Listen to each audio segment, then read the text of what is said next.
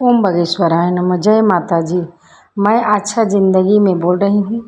देखिए आपको बता रही हूँ दुर्गा सप्ती पाठ किताब कैसे पढ़ा जाता है, और पढ़ने से क्या लाभ होता है। तो आपको मैं बता दे रही हूँ दुर्गा सप्ती पाठ किताब पहला अध्याय पढ़ने से सभी प्रकार का दुखों का नाश होता है। पहला अध्याय पढ़ने से ये लाभ होता है। उसके बाद आपको बता दे रहे हैं दुर्गा सप्ती पाठ दूसरा अध्याय पाठ पढ़ने से आपको किसी शत्रु बाधा दूर हो जाता है। उसके बाद मुकदमे में विजय प्राप्त होता है।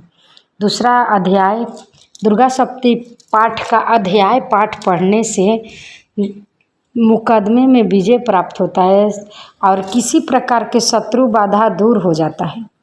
ये पाठ पढ़ने से देखिए कितना अच्छा लिखा गया है शास्त्र में। मैं ऐसे नहीं बता रही हूँ, शास्त्र जैसे कहता है वैसे ही मैं बता रही हूँ। शास्त्र में जानती हूँ इसीलिए मैं आप लोग को बता दी हूँ, शेयर कर रही हूँ।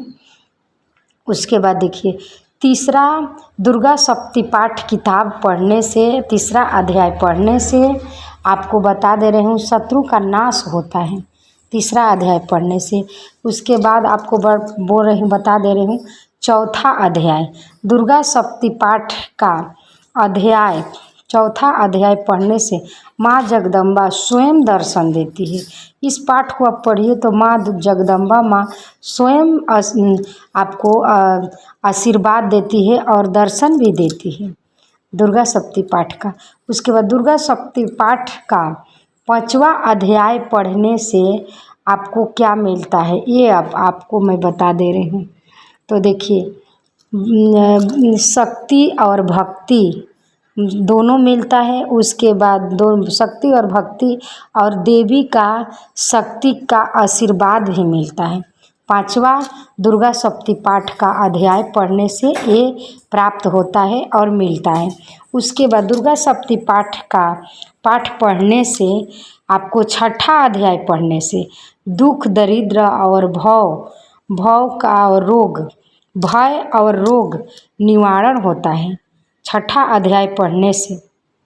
उसके बाद में अब आपको मैं बता दे रही हूँ कि सातवां अध्याय दुर्गा सप्ती पाठ का सातवां अध्याय पढ़ने से क्या होता है, सभी प्रकार के मनोकामनाएं पूर्ण होता है। उसके बाद अब आपको मैं बता दे रही हूँ आठवां अध्याय दुर्गा सप्ती पाठ का आठवां अध्याय पढ़ने से आकर्षण बढ़ता है।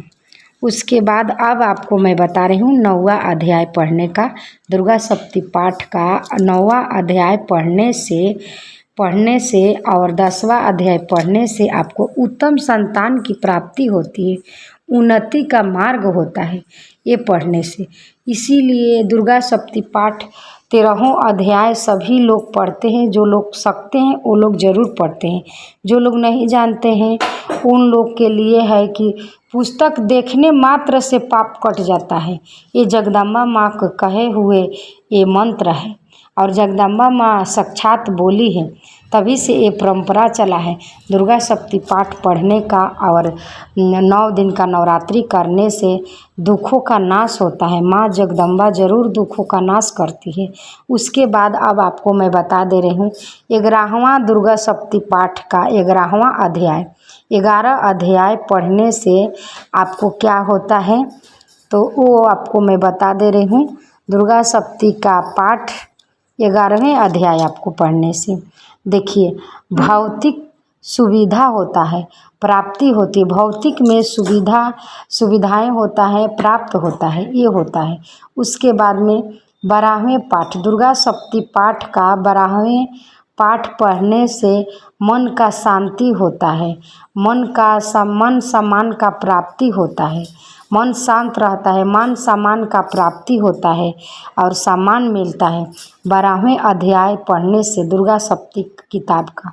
उसके बाद दुर्गा सप्ती किताब का 13वें अध्याय पढ़ने से मोक्ष की प्राप्ति होती है। तो कभी भी ये 13 अध्याय 1 से लेकर 13 अध्याय पढ़ने से माँ जगदम्बा सभी 9 माताएं खुश रहती है। इसमें आपका दुख दरिद्र दूर होता है, मोक्ष का प्राप्ति होता है, सभी प्रकार के मनोकामनाएं पूरे होता है। ये सब जरूर किया जाता है। और 9 दिन का नवरात्रि जिससे हो सके वो लोग कर सकते हैं। जो लोग का नहीं हो सकता है तो पहला और माँ गौरी का जो अष्टमी तिथि होता है उसको भूखने से पूरे फल मिलता है। वो भी नवरात्र का पूरे फल मिलता है। 9 दिन का भूखा हुआ भी पहला और नवमी का दिन जो अष्टमी का दिन माँ गौरी का होता है वो भी भूखने से, कन्या पूजन करने से सभी पाप का नाश होता है, मनोकामनाएं पूरे होता है। उसके बाद माँ जगदम्बा का कृपा बने रहता है। ये सब होता है। दुर्गा सप्ती पाठ का किताब भी पढ़ने से सभी प्रकार के दुख दरिद्र दूर होता है। तो देखिए आपको दुर्गा सप्ती पाठ का अध्याय पढ़ने से क्या आपको लाभ होता है ये मैं बताई हूँ।